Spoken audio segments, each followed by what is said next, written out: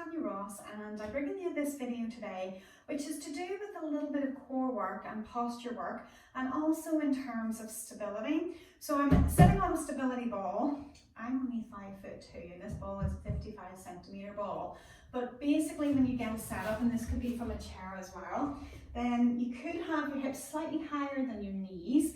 I like this whenever I'm doing workouts in the ball. I like my position to be here, but certainly, for example, if you're sitting on a desk chair, you want your hips to be maybe about 10 degrees higher than your knees, so you would want to have that angle. So these can be done in a chair, but ideally on something that's unstable, like the big stability balls. So placing the feet around about hip distance apart, so it's that alignment issue. And then that feeling of lifting up nice and tall, not so the chest explodes forward, but just enough that the back line of the body is extending. And then from there, we're just going to take these little pelvic tilts, so curling the tailbone under and then lifting the tailbone out and back. So as I'm doing this, I'm trying not to let my legs and the ball move, so I'm not changing where my knees are. My knees are above my ankles, and I'm just curling the tail under to flatten the back, and then I'm bringing in that arch in as well. So it's gentle mobility. I could do 5 of these, or we could do up to 10. I'm going to take you through 10, so if you're doing them alongside with me. And just steady breathing on the way through, so don't want you holding your breath as you do this. So 10 movements, and then I'm going to move into hip hikes. So again, these are like circles and standing. We have done a video on that just in terms of gentle mobility, but with these, the point is, when you're doing these, I want you to notice what muscles are working, but also as you take these little hip hikes, again, I'm not trying to move the ball, I'm not changing where my hips are placed underneath my body line. So my spine stays straight, essentially, until I offer the hip hike, but this section hasn't moved. But my lower back, I've now shortened on one side of the lumbar spine, and I've lengthened on the other, and the same. So I'm going to try to use those little pelvic tilts. I can feel my muscles just above my pelvis there in the core. I can feel them working to create that lift on one side and then the other. And again, I'm going to go for about 10 or about sort of 5 on each side. And essentially, if you're doing any ball work or any stability work, this is what you actually don't want to happen. So whenever we add in our leg movements, then yeah, you'll get the idea once you start working with them. But once we've done those and you feel like you're centered, we're going to add in some little circles. So we did these in standing as a unit, so we're going to do them on the ball as well. So I'm going to curl my tailbone under, so I'm coming into that pelvic tilt. I'm going to create a hip hike. I'm going to create an arch in my back and the other hip hike. So I'm drawing a circle with my tailbone down through the center of the ball. So again, I'm curling under, I'm going to one side, I'm going into the arch, and I'm going to the other side and back under. I'm going to try to keep it as a fluid movement. My knees are mostly trying to stay still. So again, it might feel a little bit weird, but you should feel a lot of the core activation deep inside lower tummy and inside the waist. So again, we'll go for 10 one direction and 10 in the other. These are good little mobilizers again. This one's not so easy to do in a chair. It doesn't need to have that little bit of give. Easier to do in standing if you don't have that option. But the pelvic tilts and the hip hikes can work on a chair. So we're going to change. So I'm going to go 10 the other way. This isn't my preferred direction. And I want you to notice the quality of the movement. So I know my diagonal just doesn't circle just as easy. But everything else, after I do 1 or 2, starts to fit into place. So again, just going through each of those movements.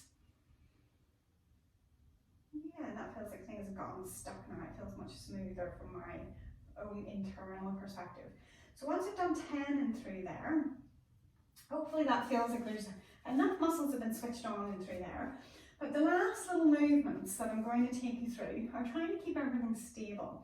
So I want to almost try to squeeze my 2 sit bones that I'm sitting on as if I'm pulling them together. And the hands can be down here just to help you with stability. But I'm going to slowly start to lengthen one leg out. My knees are roughly staying the same. And then I'm going to again do the other side. I'm trying not to let my body weight shift too much. And I'm trying to keep my posture nice and tall. So I'll show you that from the front.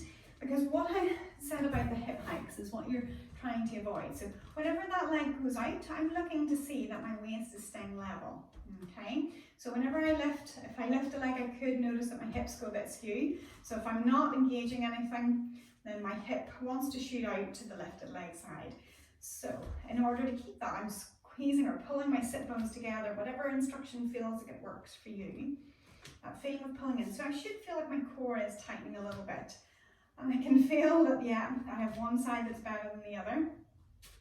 If I need my hands are there, because if you're doing any ball work, if you ever like hit a wobble, it happens quite quickly. So keep the hands just nearby. And that way, if you feel the hip hike going, like say for example, if you get to that point, you feel that hip hike happening, or even if you're watching yourself when you're doing it and you see it happening, if you can't fix it, use your hands to help bring you into alignment. And then can you hold it? And if you can hold it, then carry on, go through it again. When you come back to it again, maybe that awareness, that feeling has been instilled. If it hasn't, just keep resetting it. So roughly about 5 on each, trying to keep nice and tall. Again, they're just little mobility movements as well as coordination. Okay, I'm sure that's probably about 5 on each. Last little one, again, and you can do that from a seat as well. You might notice it. It's the same when you're driving actually. If you're driving a manual car, whenever you're going to push one pedal, maybe the other leg starts to do something, you might notice that little hip hike. So next time you're in the car driving, I want you to notice when you feel that happening.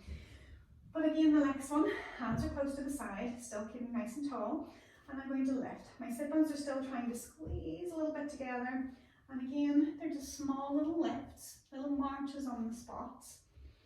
And again, what I'm trying to notice is, do I let those little escapes happen?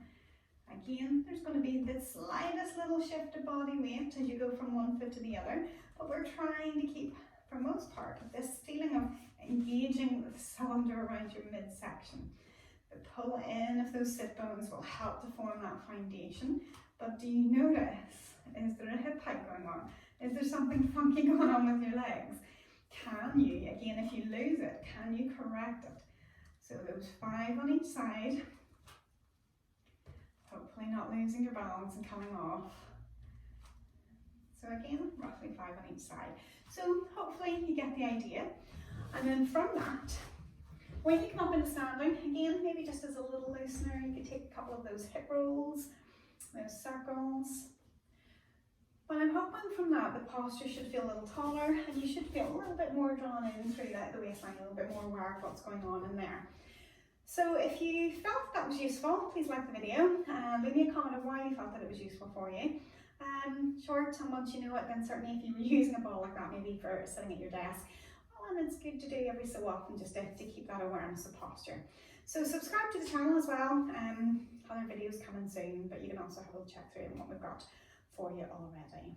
So thanks for watching. Hope to see you again soon.